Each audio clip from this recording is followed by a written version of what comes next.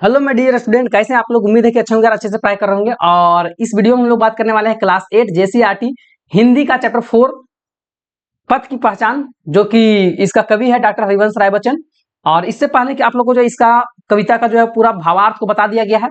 आप वीडियो नहीं देखे हैं तो लिंक डिस्क्रिप्शन में दिया हुआ है, वहां से जाके आप वीडियो देख पाएंगे। और इस वीडियो में हम लोग जो है फिलहाल क्वेश्चन आंसर की बात करने वाले हैं। तो बिना देर किए हम लोग क्वेश्चन आंसर को शुरुआत करते हैं।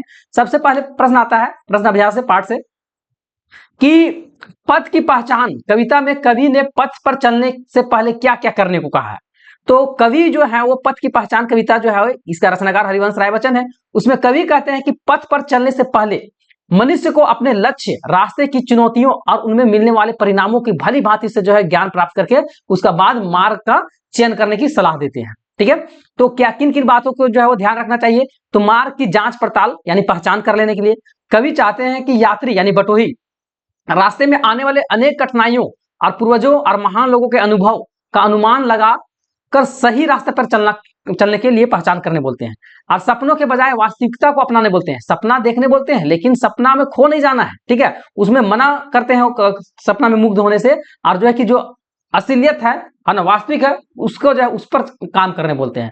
पूर्ण समर्पण कवि के अनुसार जो है मार्ग में बहुत सारा जो है सुख यानी फूल और दुख यानी कांटे कब मिलेंगे किन्हीं को कोई पता नहीं है ना। तो इसलिए हर स्थिति में मनुष्य का जो है सामना करने से पहले वो दृढ़ संकल्प होना जरूरी है।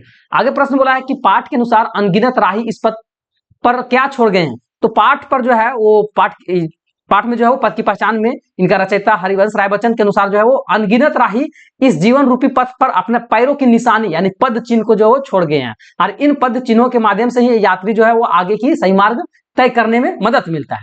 नेक्स्ट है कि पथ की पहचान किस प्रकार किया जा सकता है। ठीक है, तो पथ की पहचान जीवन यात्रा को सुगम और सार्थक बनाने के लिए और आवश्यक है। राहगीर यानी यात्री जो रास्ता में चल रहे हैं अपने महान पूर्वजों के अनुभव के द्वारा जो है छोड़े गए पद चिन्हों और अपनी बुद्धि व विवेक का प्रयोग करके पथ की जो है पहचान कर सकता है।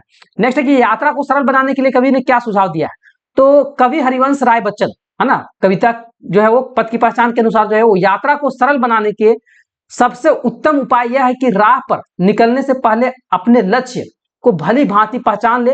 और कवि ने यह भी बोला है कि जीवन की यात्रा को सुगम बनाने के लिए निम्नलिखित सुझाव दिए हैं। मार्ग की पूर्व जानकारी यानी यात्रा आने से वाली बाधाओं और कठिनाइयों को, सुख सुविधाओं को ज्ञान पहले से ही जो कर लेना है ताकि जो है कि आसान हो जाए जिंदगी। दृढ़ संकल्प रखें, अपने मन को एक ठोस लक्ष्य बनाए और पूरी दृढ़ता के साथ जो है आगे बढ़े। दुविधा और अनिश्चित की स्थिति को बार बार बदलने से यात्री के जो यात्रा जो है कठिन हो जाता है। वास्तविकता को अपनाना है, कल्पनाओं को नहीं। ठीक है, कल्पनाओं में और व्यर्थ सपनों में उलझने से अच्छा है कि वास्तविकता को जो है वो समझे और उसको स्वीकार करे।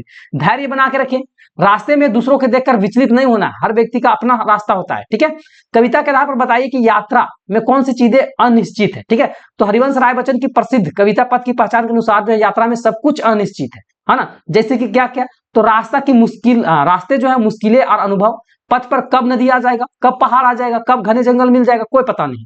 सुख दुख, कब जीवन में फूल की तरह खुशियां मिल जाएगा है ना, कांटे की तरह मुश्किलें मिल जाएगा। लक्ष्य की प्राप्ति कब किस जगह आपका यात्रा खत्म हो जाएगा इसका कोई भी अंदाजा नहीं लगाया जा सकता है ना। अचानक मिलने वाले लोग, यात्रा के दौरान कौन लोग अचानक आपके जीवन में आ जाएंगे या कौन जो है आपका साथ छोड़ जाएगा किन्हीं को कोई पता नहीं।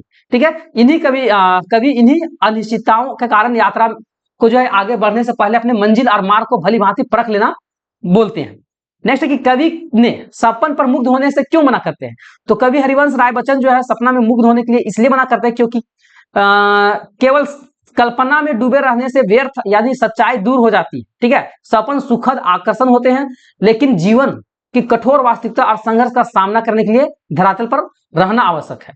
नेक्स्ट आगे बोला है कि कवि ने पांव पृथ्वी पर टिकाए रखने की बात कही है। क्यों, तो कवि ने पांव को पृथ्वी पर टिकाए रखने की बात इसलिए कहे ताकि मनुष्य अर्थात वास्तविकता और सच्चाई से जुड़े रहे। इसका उद्देश्य यह है कि ऊंचे सपने देखने वाले के लक्ष्य तय करने में कोई भी जो है बुराई नहीं है, लेकिन उन्हें हासिल करना जमीन में रहकर ही करना होगा और कठिन परिश्रम से जो ही करना होगा। ठीक है, तो इस प्रकार जो क्वेश्चन आंसर खत्म होता है। आगे पार्ट से आगे का क्वेश्चन आंसर, 2 क्वेश्चन आंसर है, उसको भी हम लोग देख लेते हैं। तो विद्यार्थी है ना अपना लक्ष्य अक्सर विद्यार्थी जीवन में ही निर्धारित कर लेते हैं। आपने अपने जीवन का लक्ष्य निर्धारित किया है क्या, उसके बारे में बोला है। तो आप लोग अपने हिसाब से लिखिएगा कि आप लोग जो है क्या अपने जीवन के जो है वो लक्ष्य निर्धारित किए हुए। तो पथ की पहचान हरिवंश राय बच्चन के द्वारा रचित कविता है और हमें यह सिखाती है कि जीवन रूपी मार्ग पर चलने से पहले हमें अपने रास्ता को अच्छे तरह से जांच पड़ताल करना चाहिए। ठीक है, छात्र जीवन का लक्ष्य जो है वो चयन करते समय निम्नलिखित बातों को जो है ध्यान रखना चाहिए। वो बातें क्या क्या है? स्वाध्याय और रुचि, मतलब अपने क्षमताओं को पहचानना और उसी क्षेत्र में आपको आगे बढ़ना है।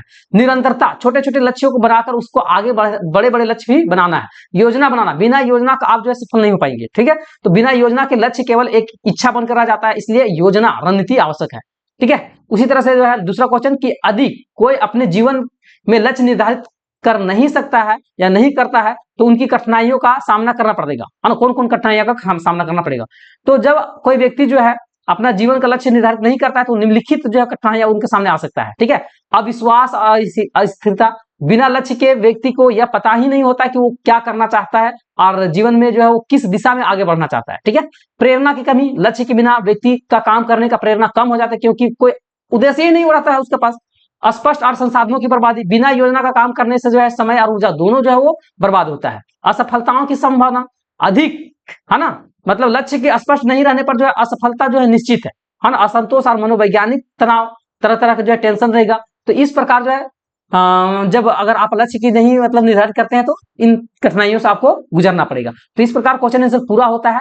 अब इसके बाद हम लोग नेक्स्ट चैप्टर में देखेंगे, उसके बाद हर एक यानी कि हर विषय को जो है आप लोग का क्वेश्चन आंसर करवाया जा रहा है, कॉन्सेप्ट को क्लियर करवाया जा रहा है। बस आप लोग का दिक्कत यह है कि आप लोग पूरे वीडियो देखते नहीं है। ठीक है, आधा अधूरा देखते हैं, इसलिए कॉन्सेप्ट आप लोग को समझ में नहीं आता है। तो पूरा वीडियो देखिए और वीडियो को शेयर भी कीजिए। ठीक है, मिलेंगे नेक्स्ट वीडियो में, तब तक के लिए फिर जय हिंद, जय भारत, जय झारखंड, जोहार झारखंड।